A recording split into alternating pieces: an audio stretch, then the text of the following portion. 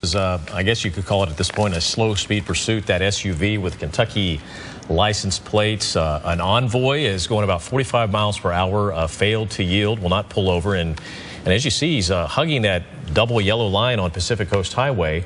But, looking at the map, as we said earlier, he's going to get to a point here where he's not going to have any roads he can turn off on. At that point, they could probably lay down a spike strip. They probably won't do a pit maneuver that close to the ocean because True. Because and other cars. Yeah, they don't want him going into another car or possibly spilling over the rail and heading down the rocks toward the Pacific Ocean.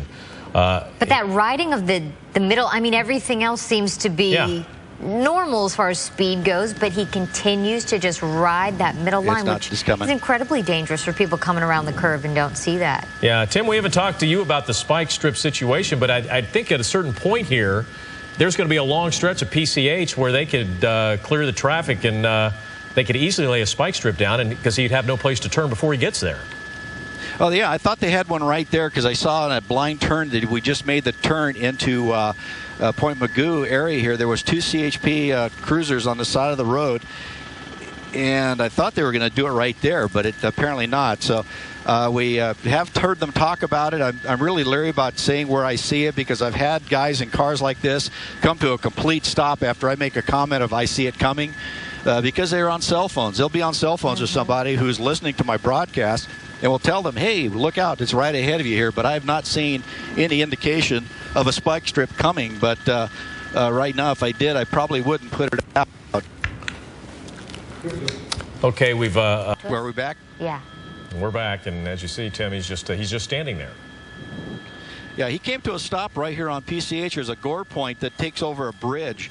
And just ahead of him, I wasn't going to give it away, but there was a CHP officer waiting for him with a spike strip just in between the bridges here, so he would have nowhere to go to get around it. But right now, he's just in a standoff here. I'm climbing back up. We're a lot of hills between us and our receiver site out here in Ventura County. But you can see right there, he's just holding the center divider. Got his hands up.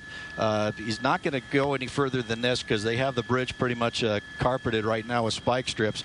But he's standing there looking at the officers. Now, we're keeping a wide shot just in case something does happen to that. But hopefully he'll cooperate with the Sheriff's Department officers there and just give up quietly and be taken into custody because that's the eventuality of this. That's what's going to happen is he's just going to go to jail. So it's all up to him right now to cooperate and do exactly what he's told. And as we keep an eye on him here from just over Point Magoo Naval Air Station, he's in control of this right now. He just needs to give up. And as I watch on our monitors here, looks like he is somewhat, I can't really tell. Now he's kind of walking back towards him, which is not a good move. He's kind of taunting them from what I can tell from my monitor. Okay. And we're watching here. They might be using less than lethal as he charges the officers here. And the officers swarm onto him, and down he goes. I could see things hitting the ground. More likely that was less than lethal rounds being shot at him. And then you can see right there, they're just fighting with him, just not giving up, fighting with him, trying to do just a sheer force and weight of putting him down. You can see the CHP officers, the LA County sheriffs, they're just putting weight on him to get him to the ground. He's not cooperating at all. You see that one large deputy laying on top of him, just bear hugging him, holding him down while the other officers get a hold of his feet and arms and legs, trying to keep the struggle down. And now they'll just go by sheer manpower, sheer weight to hold him down, to try to take him into custody. But he's still struggling with the officers there. They're doing everything they can to hold him down, and he's still going at it.